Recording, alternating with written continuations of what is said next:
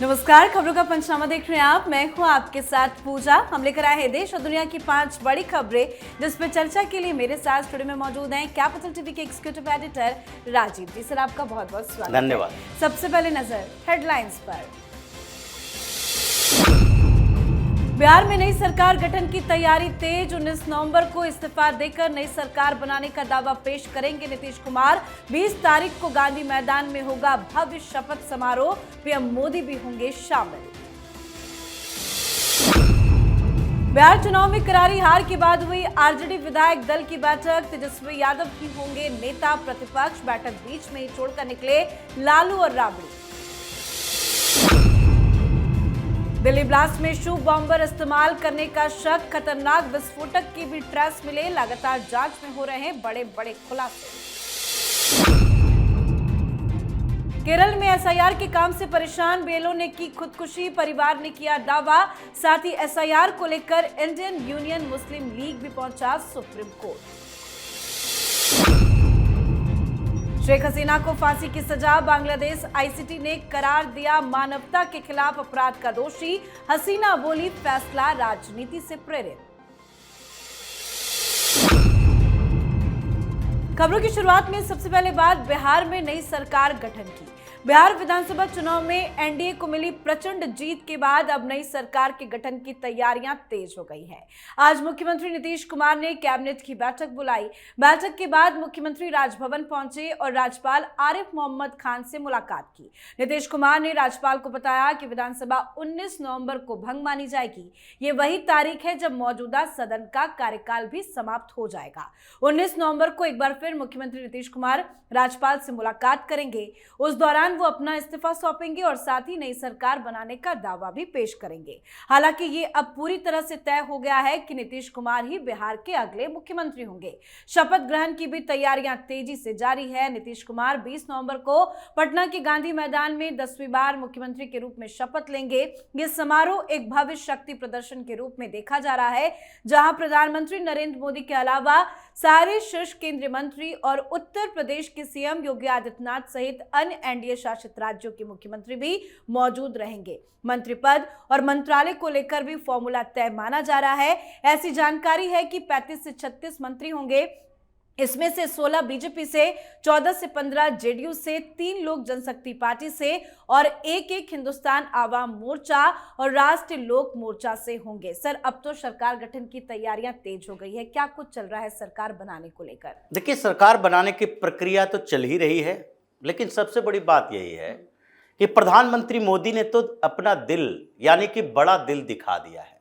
अब नीतीश कुमार को भी वही दिखाना चाहिए। जो ये सारी जगह खबरें चल रही है, फार्मूला निकल रहा है, भारतीय जनता पार्टी अगर फिर सेक्रीफाइस करती है तो अपनी जगह पर है। सेक्रीफाइस करते रहा करो, क्योंकि बिहार में आपने सीएम पद पर सेक्रीफाइस किया कि नहीं, नीतीश कुमार जरूरी है। नीतीश कुमार के नेतृत्व में चुनाव लड़े थे, लेकिन भूमिका तो भारतीय जनता पार्टी की बड़ी रही, पार्टी भी बड़ी है।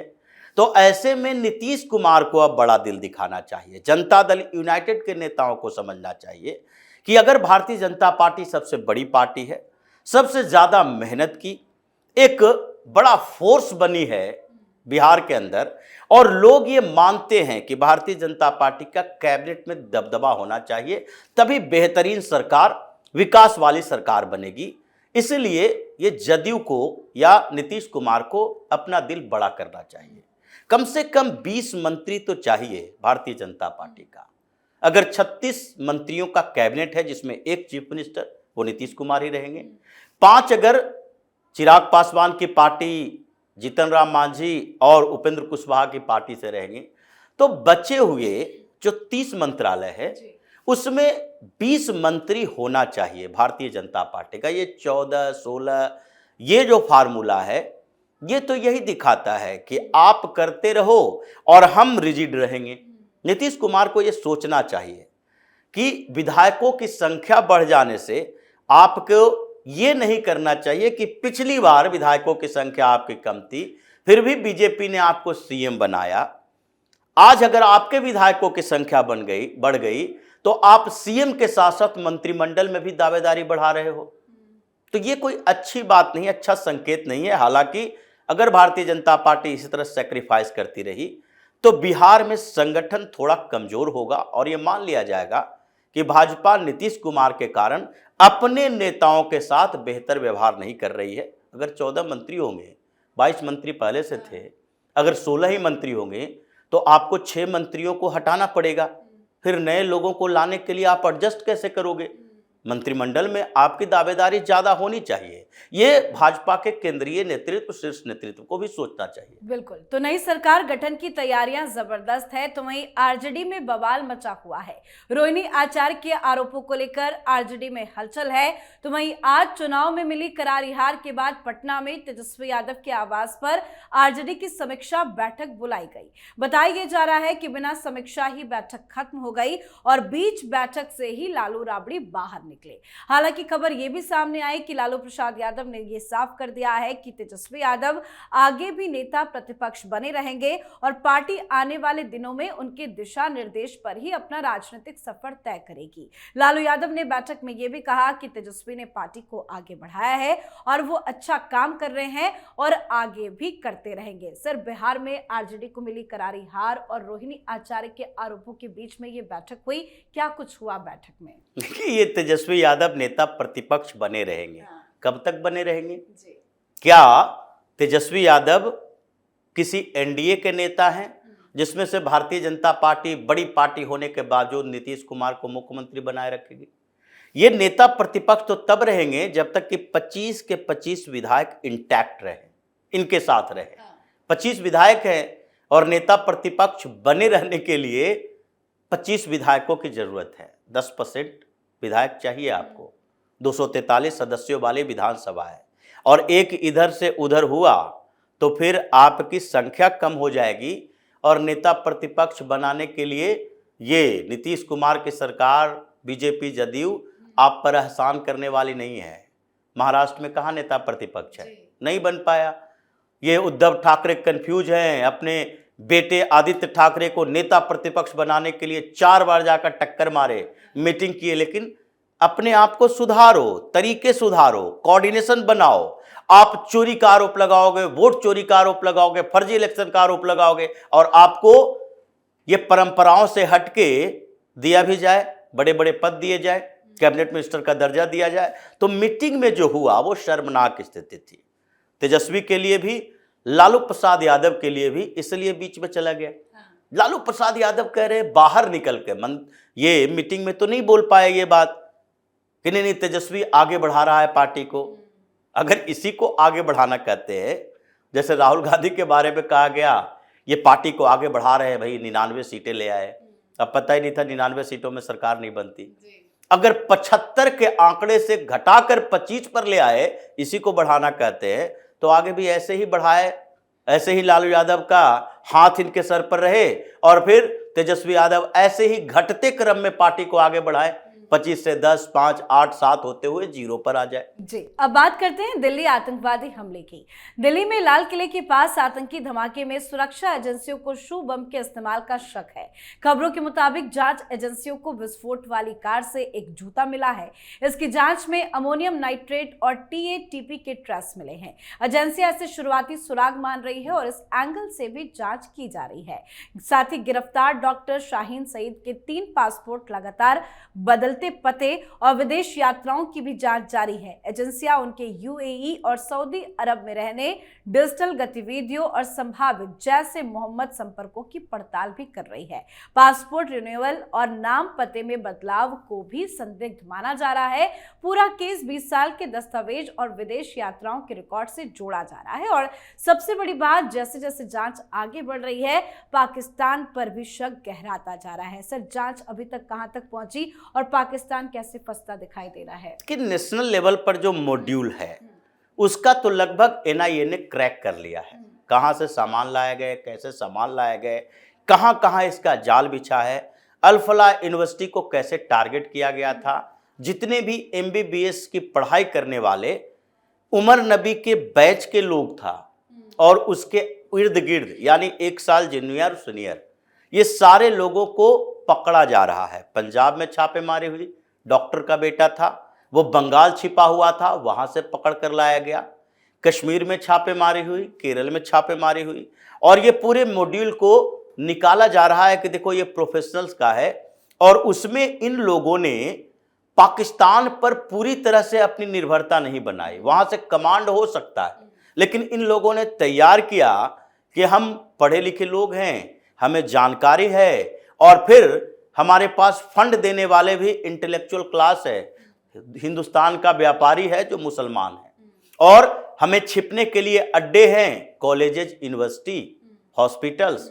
तो इसके आधार पर इन लोगों ने यहीं से बम बनाने की शुरुआत की, और उसके साथ जहां जहां इन लोगों का नेटवर्क रहा, चाहे अमोनियम नाइट्रेट के लिए उर्वरक लाना हो, फर्टिलाइजर लाना हो, या फिर टीएटीपी के लिए उसके केमिकल्स लाने हो, ये सारी तैयारियों को लगभग एनआईए ने पकड़ लिया है कि कहां कहां से चल रहा था। और ये भी पता चल गया है कि आगे इन लोगों की कैपेसिटी तोड़ दी गई है, लेकिन उसका कनेक्शन सीधे पाकिस्तान से है।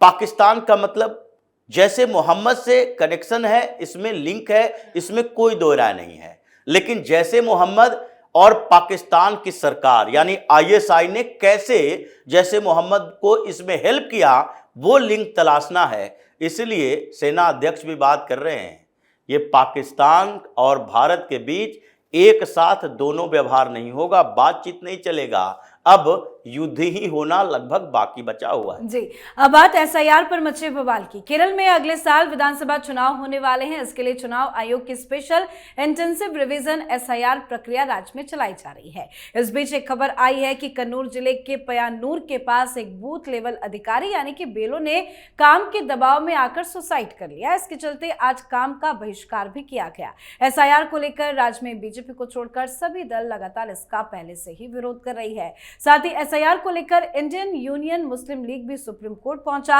और केरल में तुरंत एसआईआर प्रक्रिया को रोकने की मांग की गई। तो वहीं पश्चिम बंगाल में चल रहे एसआईआर की प्रक्रिया का जायजा लेने चुनाव आयोग की उच्च स्तरीय टीम 18 नवंबर को कोलकाता भी पहुंच रही है। सर, केरल से जो खबर सामने आई, क्या वाकई में बीएलओ के अधिकारी की जो आत्महत्या की खबर है उसके पीछे एसआईआर की प्रक्रिया है? देखिए, एसआईआर की प्रक्रिया है, उसका डर है, या फिर जिन लोगों का एसआईआर से नाम कटने वाला है उनके घरों से उसको दी जा रही धमकी है, ये कैसे पता चलेगा? जी। क्योंकि उसने आत्महत्या की। काम के प्रेशर में कोई आत्महत्या नहीं करेगा, क्योंकि एसआईआर की प्रक्रिया में जितने बूथ लेवल ऑफिसर बीएलओ की भर्ती की गई है उनको मोबाइल ऐप दिए गए, मोबाइल दिए गए और कहा गया कि अपडेट करो इसमें। उसमें ऐसा नहीं है कि अगर आप विफल रह गए, 4 दिसंबर तक पूरी रिपोर्ट नहीं दिए, तो आपको सजा तो हो नहीं जाएगी। आपसे कहा जाएगा कि 5 दिन का समय लो, जितना मैक्सिमम हो सके आप उसको कवर करो। तो इसलिए उसको तो ये पता है। डर इस बात का हो सकता है कि जिन घरों का हम सर्वे कर रहे हैं और जिन लोगों का नाम हम अब्सेंट वोटर में, क्योंकि केरल में एक बड़ी समस्या है, ये केवल घुसपैठ की समस्या नहीं है, अब्सेंट वोटर की समस्या है। वहां 32 लाख से ज्यादा लोग विदेशों में रहता है और वो लंबे समय से है, 5-5 साल 10-10 साल से रह रहा है, चुनाव में पार्टिसिपेट करने के लिए आता नहीं। जहां जहां बड़े लोकसभा क्षेत्र में या विधानसभा में जिन लोगों के कैंडिडेट के पास, जैसे मुस्लिम लीग की बात है, मुस्लिम लीग का कल्चरल विंग है, ये अपने क्षेत्रों के लोगों को लाता है चुनाव में, और वो लाता है पैसा खर्च करके। तो उन लोगों का दबाव अगर हो कि अगर तुम मेरा नाम हटाओगे तो गोली मार देंगे। केरल तो वैसी जगह है, सरतन से जुदा की जाती है। वहां सिमी, पीएफआई, उसके बाद एसडीपीआई, मुस्लिम लीग, ये सारे कट्टरपंथियों का संगठन ही है। तो इन लोगों के डर से उसने आत्महत्या कर ली। आगे इन्वेस्टिगेशन से पता चलेगा। इसको आधार बनाकर आप कहते हो एसआईआर खत्म कर दिया जाए। अगर एक पायलट है जो काम के वर्कलोड के कारण आत्महत्या कर ले, पर्सनल रीजन भी हो सकता है, तो कहोगे हवाई जहाज उड़ाना बंद कर दो। कोई लोको पायलट कर दे तो कहोगे कि ट्रेन बंद कर दो। कोई सिपाही, बहुत सारे ऐसे पुलिस अधिकारी आत्महत्या किए तो कह दो कि सारे थाने बंद कर दो। ये संभव नहीं है। सुप्रीम कोर्ट में गया है मुस्लिम लीग, अब इसी को एक्सपोज होना बाकी है और सारी पार्टियां तो लगभग एक्सपोज हो चुकी है। अब इसकी भी फजीहत होगी सुप्रीम कोर्ट के अंदर। जी, अब बात आज की आखिरी खबर की। बांग्लादेश की पूर्व प्रधानमंत्री शेख हसीना को फांसी की सजा सुनाई गई है। उन्हें ढाका की इंटरनेशनल क्राइम्स ट्रिब्यूनल ने 5 में से 2 मामले हत्या के लिए उकसाने और हत्या का आदेश के लिए मौत की सजा दी है, जबकि बाकी मामलों में उम्र कैद की सजा सुनाई गई। ट्रिब्यूनल ने उन्हें जुलाई 2024 के छात्र आंदोलन के दौरान हुई हत्याओं का मास्टरमाइंड कहा है। सजा का ऐलान होते ही कोर्ट रूम में मौजूद लोगों ने तालियां बजाई। वहीं हसीना के फैसले को लेकर देश भर में हिंसा जारी है। सरकार ने हाई अलर्ट की घोषणा कर दी है। ढाका में 15,000 पुलिसकर्मियों को तैनात किया गया है। हिंसक प्रदर्शनकारियों पर गोली चलाने का भी आदेश दिया गया। साथ ही शेख हसीना ने आईसीटी द्वारा सुनाए गए फैसले पर अपनी पहली प्रतिक्रिया भी दी। उन्होंने फैसले को धांधली से स्थापित एक पक्षपातपूर्ण और अलोकतांत्रिक ट्रिब्यूनल का फैसला बताया है। उन्होंने कहा कि ये ट्रिब्यूनल एक ऐसी अंतरिम सरकार चला रही है जिसका कोई लोकतांत्रिक जनादेश नहीं है और जिसके निर्णय स्पष्ट रूप से राजनीतिक प्रेरणा से संचालित है। सर, ये तो साफ है कि ये फैसला राजनीतिक है, लेकिन इस फैसले का क्या कोई असर पड़ता दिखाई दे रहा है? इस फैसले का असर पड़ेगा जी। और ये यही पड़ेगा कि अब बांग्लादेश के अंदर आवामी लीग के लोग ये सोचने पर मजबूर हो जाएंगे कि शेख मुजीबुर रहमान या फिर शेख हसीना, ये दोनों ने जो लोकतांत्रिक परंपरा स्थापित की, मुजीबुर रहमान ने जो संघर्ष किया बांग्लादेश को बनाने के लिए, उसको ये लोग धाराशायी कर रहे हैं। शेख हसीना को ये जिंदा नहीं छोड़ेगा। अगर वो वापस आती है तो इसके कारण विस्फोटक स्थिति है। यही प्रभाव है इस फैसले के सुनाने के बाद जो ढाका के अंदर या अलग अलग क्षेत्रों में आवामी लीग के कार्यकर्ता बाहर निकले, हंगामा हुआ, कई जगह विस्फोट हुआ, मरने मारने पर तुले हुए हैं और वो लोग भी समझ चुके हैं कि इन लोगों से लड़ने का तरीका यही है। जमातियों से आप शांति की अपील करके नहीं लड़ सकते, आप उससे लड़ने के लिए आपके पास भी हथियार होना चाहिए। ये आवामी लीग के लोग जान चुके हैं, इसलिए सड़क पर संघर्ष चल रहा है और यूनुस को लग रहा है कि इस परिस्थिति से बचने के लिए अब क्या किया जाना चाहिए, तो कानूनी रास्ते की बात कर रहा है। लेकिन होना शेख हसीना को कुछ नहीं, क्योंकि भारत का हाथ है। मोदी ने मान लिया है, अंतर्राष्ट्रीय स्तर पर दबाव बनाने की कोशिश करो या यूनुस जितना छटपटाता रहे, शेख हसीना की वापसी नहीं होगी। जी, बहुत बहुत धन्यवाद सर, समझाने धन्यवाद। के लिए। तो खबरों का पंचनामा में आज के लिए फिलहाल इतना ही। देश विदेश की बाकी खबरों और उनके सटीक एनालिसिस के लिए देखते रहिए कैपिटल टीवी। हमें लाइक कीजिए, शेयर कीजिए और कैपिटल टीवी को सब्सक्राइब कीजिए। नमस्कार।